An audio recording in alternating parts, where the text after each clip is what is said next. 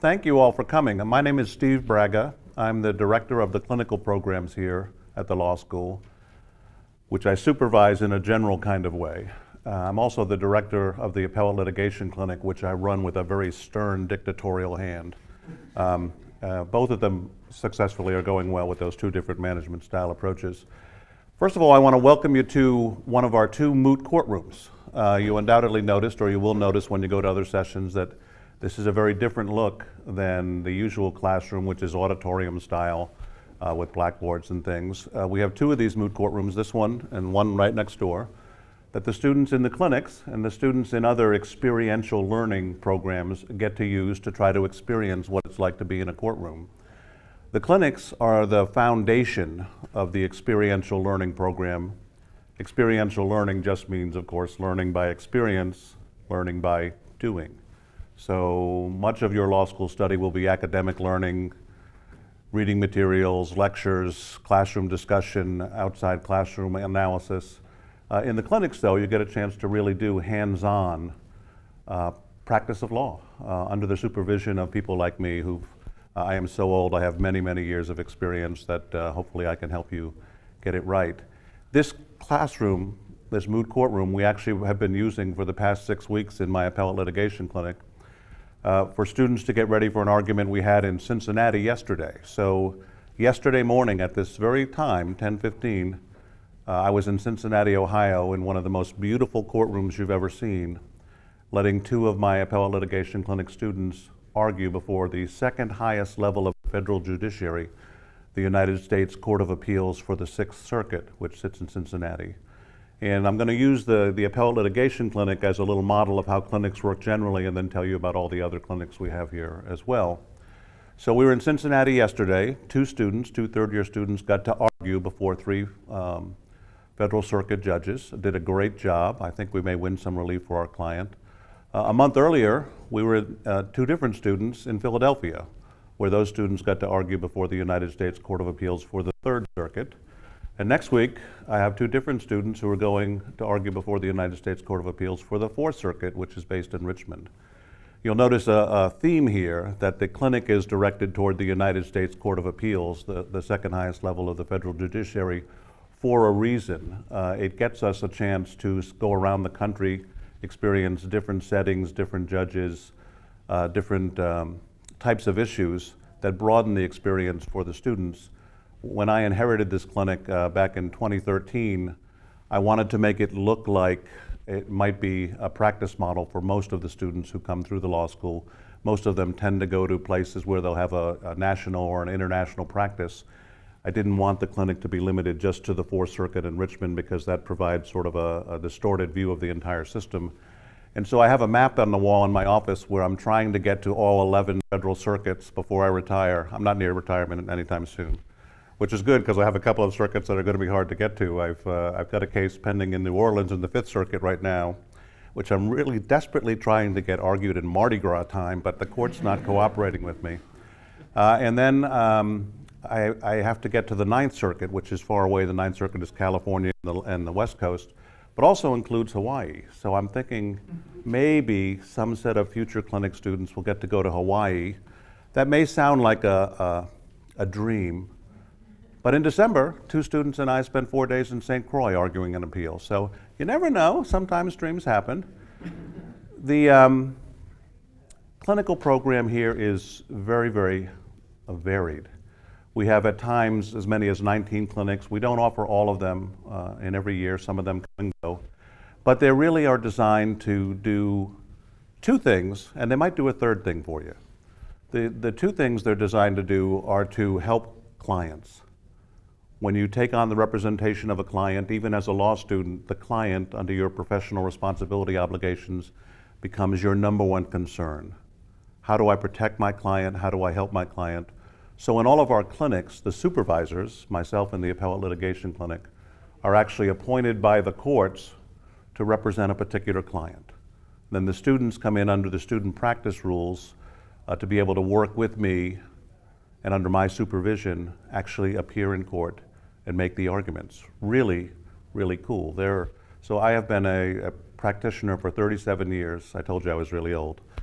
There are many, many lawyer friends of mine in Washington who have never had the chance to argue before a federal circuit court. And out of this year's clinic of 12 students, I think all of them will have had the chance to do that before they leave law school. Still got to get my fingers crossed for the two last ones to get to argue, but I think that will happen. And it's really a great experience because it builds your confidence. You're helping a client. We're also helping the courts. The courts appoint us to represent these clients because the courts have decided there might be an issue here. This person might have a real claim, but they're pro se. They can't afford a lawyer, so we'll appoint a clinic and let them represent them. And so we're helping the clients, we're helping the courts, we're helping law students and future law students to learn how to really practice hands-on on the ground. Wonderful, wonderful benefits. It's also I could say this if you promise not to tell any of the academic faculty members, kind of a nice break from the classroom learning thing, you know, something different to do. We have clinics that come in all sizes, shapes. You can take them, some of them second year, some of them you have to wait till third year because you can't get the prerequisites until you've gone through second year. Some of them are a year long, some of them are a semester long. Some of them are ideologically driven. For example, our immigration law clinic is designed to help people the government is trying to get out of the country. We don't intervene on the government side. So if you want to be an ICE person, you don't want to take that clinic. But some of our clinics aren't ideologically driven. My appellate litigation clinic, it has nothing to do with ideology. It's just what's a good appeal that would be a good learning device for the students to write an opening brief, get the response brief, analyze it, write the reply brief, and then get prepared and go to argue the case before one of the circuit courts of appeals. Even if the clinic might be ideologically oriented, it doesn't mean you shouldn't take it if you're not similarly ideologically oriented. So the benefit of the clinic is not just to do something you might want to do, help people suffering from immigration problems, in my example. It's also to learn skills, and in all of the clinics, there are sort of skills that cut across all lines of practice. Interviewing clients, researching and preparing effective pleadings to be filed on behalf of those clients, either in courts or administrative hearings, dealing with difficulties, explaining to clients, okay, we won this round, we lost this round, how to use translators, things that can spread across all lines of practice. So if you look at the clinics and you don't find anyone that says, oh man, I've always wanted to be an international human rights lawyer helping the people in Chechnya, that's okay. You still think about taking the clinics just for the practical experience you can learn. So we help the clients, we help the students with skills, but the clinics also just might help you decide what you want to do. That might change your life. My clinical experience back in the dark ages at Georgetown when we had to walk to school and study by candlelight, I knew I wanted to do criminal practice. From my first 2 years in law school, I thought, oh, this criminal law stuff is pretty interesting. The Constitution's always in the background.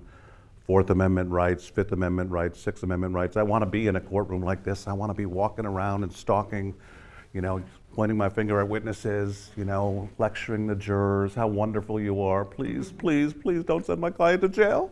But I didn't know whether I wanted to be a defense lawyer or a prosecutor.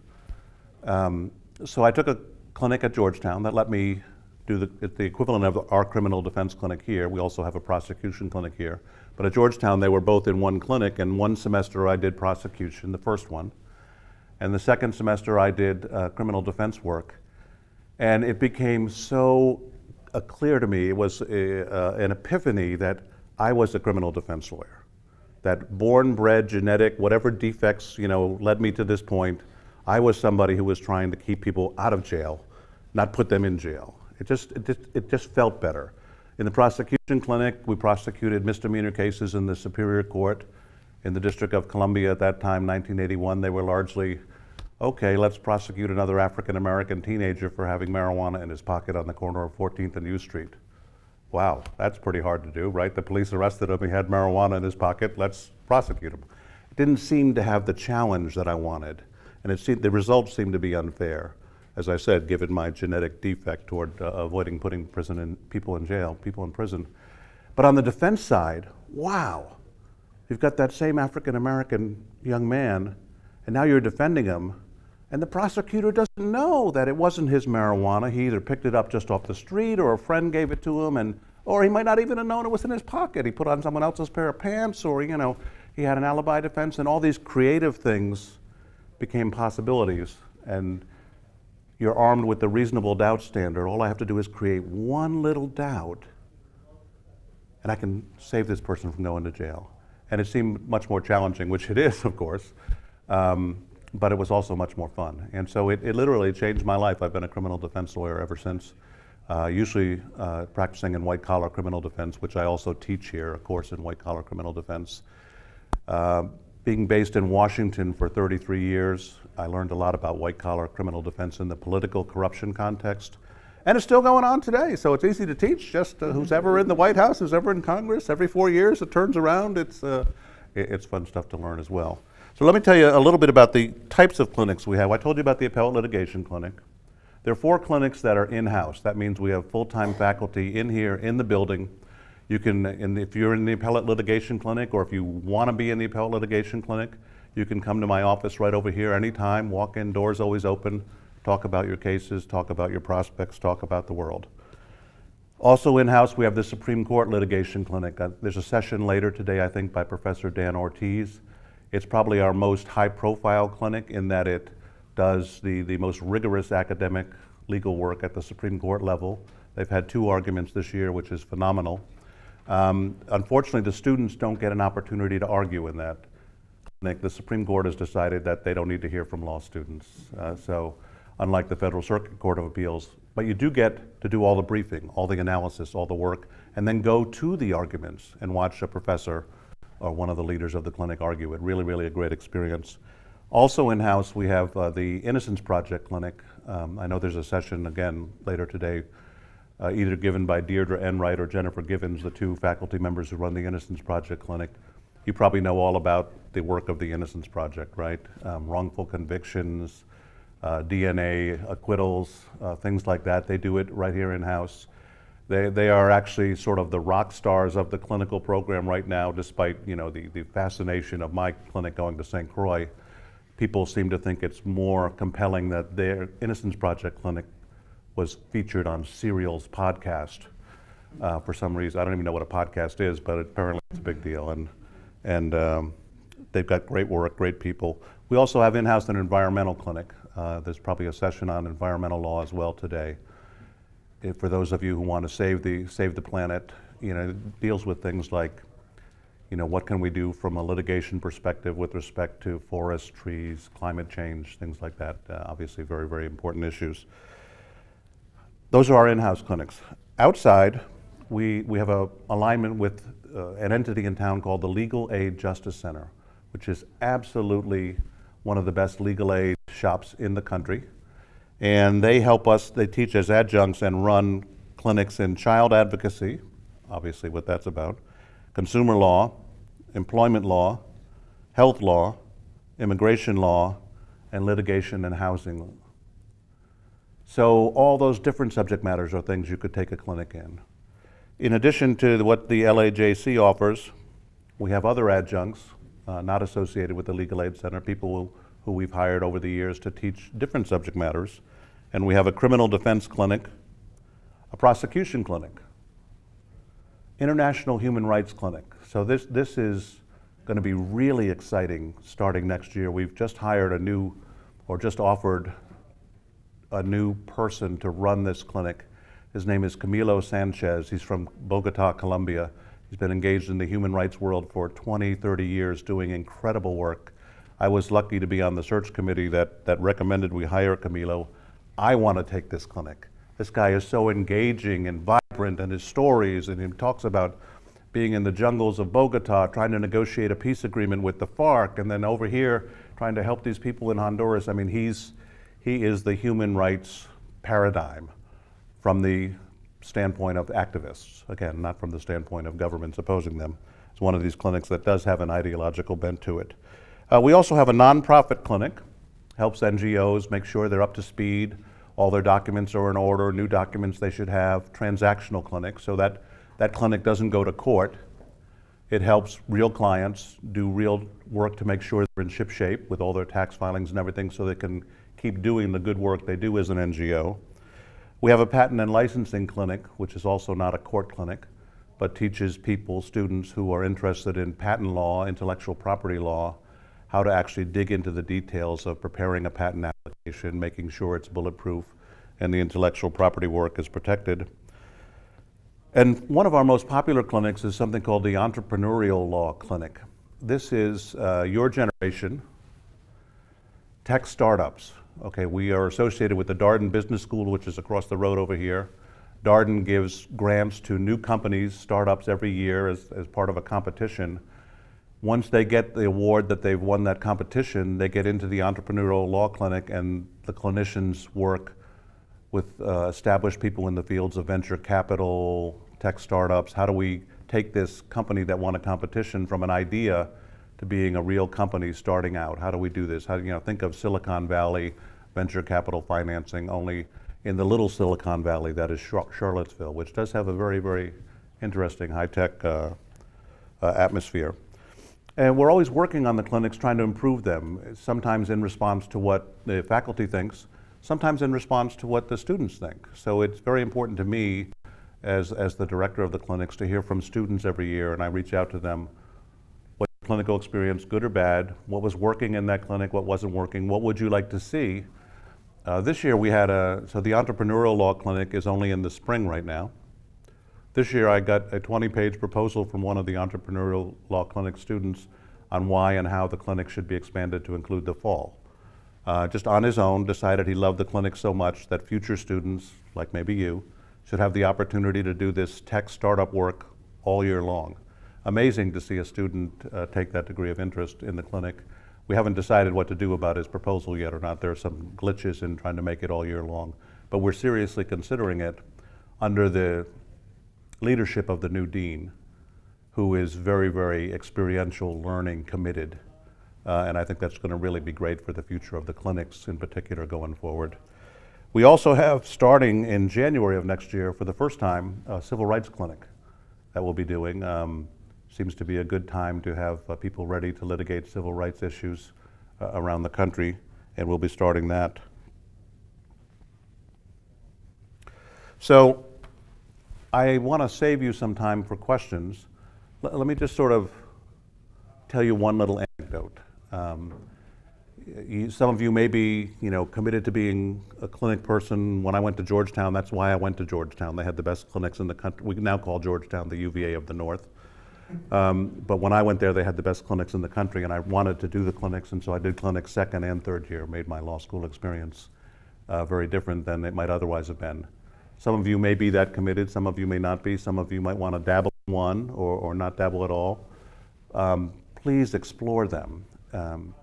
The opportunities, I said, are experience, helping clients, but you can really do something amazing too. So we had, 2 years ago, a combination effort, and the clinics work together when they can, where the immigration clinic had lost an asylum case for a young man named Jose Ortega Oliva, who was about to be deported back to Honduras, where he believed he was about to be executed by MS-13, the notorious gang you've heard about, because he had been a gang member in Honduras.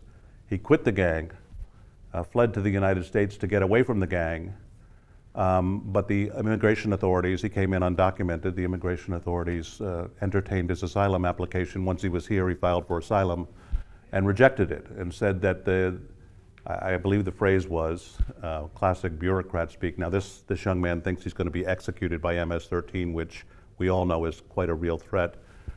The immigration authorities denied his appeal, saying the mere fear of potentially being executed is not enough to let you stay in this country. There's a couple of expletives I could use to describe my feelings about that, but I won't do that on camera. The immigration appeals can be taken to the Fourth Circuit. So the immigration clinic, which usually handles these things at the ICE level, Immigration and Customs Enforcement, wanted to go to the Fourth Circuit, but they didn't have the skills to do it. My clinic students wanted to do the appeal, but we didn't have the immigration knowledge. So we married together with the immigration clinic, took the appeal to the Fourth Circuit. Three young women, one from the immigration clinic and two from my clinic, Rachel and Kelsey, put together a phenomenal set of briefs. Nobody thought this case had a chance, and they won.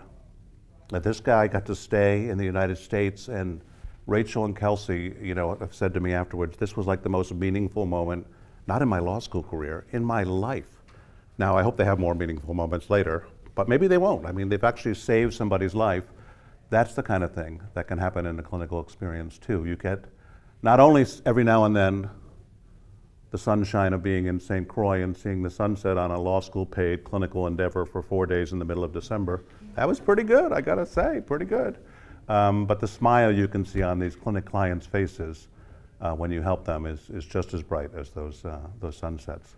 So come, help us. I need your help. I hope you come to law school here, but more importantly, if you do come to law school here, I hope you will check out the clinics and help me. We're trying to help the world, maybe change the world, but certainly help the world in little pieces, one client at a time. So what can I tell you? What questions do any of you have? Yeah, over there. For some of the participating students you've spoken to, how often do the clinical experiences come up in job interviews? I think they come up all the time. I don't know whether you're asking whether they come up in a negative way or a positive way. They come up both, frankly. Mostly in a positive way. So mostly when students are talking to, let's say, a government agency, well, I want to work at the Department of Justice, I want to get into the honors program. Oh, by the way, I argued a case before the Fourth Circuit, and the person interviewing them has never done that. That's a good thing. Sometimes there are some hirers that say, well, if you're in a clinic that's ideologically committed, like you're in the immigration clinic or the Innocence Project clinic, and now you want to be a prosecutor, do you really have the right prosecutorial mindset, or are you so far ideologically committed that your Innocence Project work means you never could impose the death penalty on somebody? So sometimes it leads to some questions.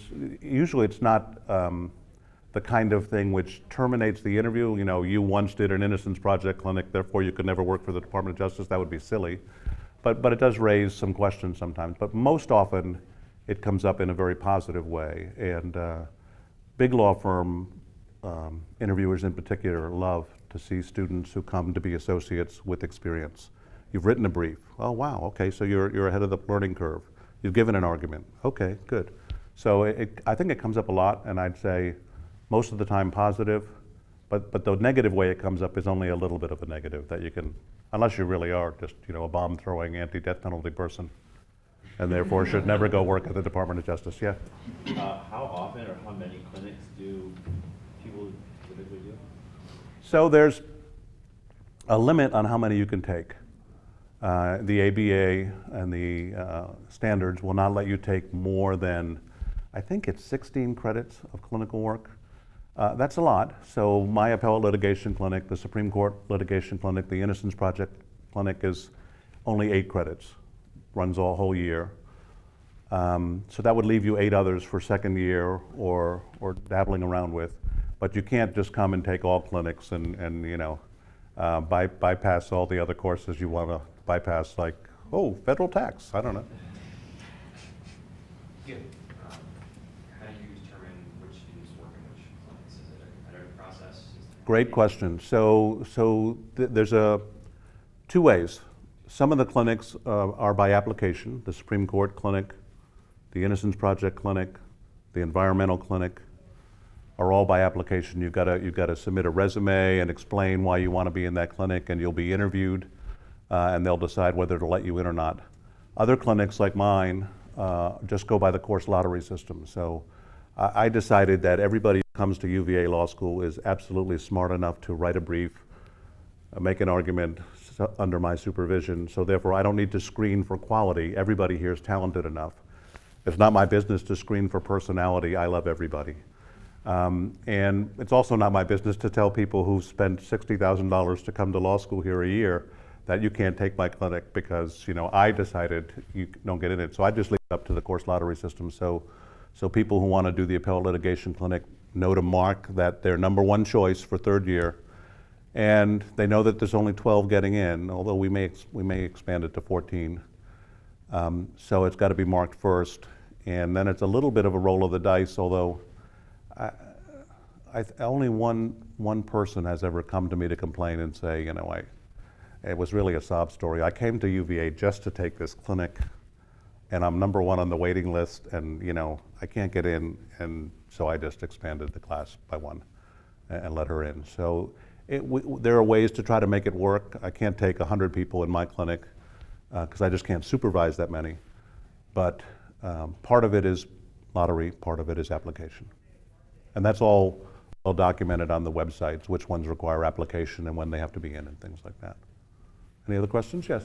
If there's a particular case or project that you're working on while you're in the clinic, as a 2L maybe, is there any opportunity to extend your work as a 3L like the next year if it's something that you really care about doing? Yeah, great question. So there's two ways that can be done. Part of the limitation on the number of credits you can take for clinics is you can't take the same clinic twice, right? It'd be great if you could take the same clinic twice because it'd be pretty easy. The second time around, you'd probably get an A, right? But we have something called advanced topics. And so if you started a particular project in one clinic year, and then you're back for your 3L year and you want to finish that case, I can make a special clinical position called Advanced Topics 2 for that clinic and let you work on that case. So the case I mentioned a moment ago about Jose Ortega Oliva, where the immigration clinic and the appellate litigation clinic worked together, that was such a situation. The woman from the immigration clinic had done the case in her 2L year when it was lost at ICE, and then wanted to work on it with us on the Fourth Circuit, so we just gave her a special 1 credit topics. That's if you want to do it and get credit. If you want to do it just as a volunteer because you know the client is compelling and you want to save this, you know, this family or whatever, you can always do it as a pro bono matter. Absolutely, always stay involved. No clinic director would turn you away from that. Any other questions? Ma'am. Is the immigration clinic offered every year? Immigration clinic is offered every year, yes. And I think we're in the process of searching for a new director for that. It may or may not happen next year. It might be a little bit longer, but the dean is very committed to making sure that the international human rights and the immigration clinics are very vibrant. It's a cause she's committed to.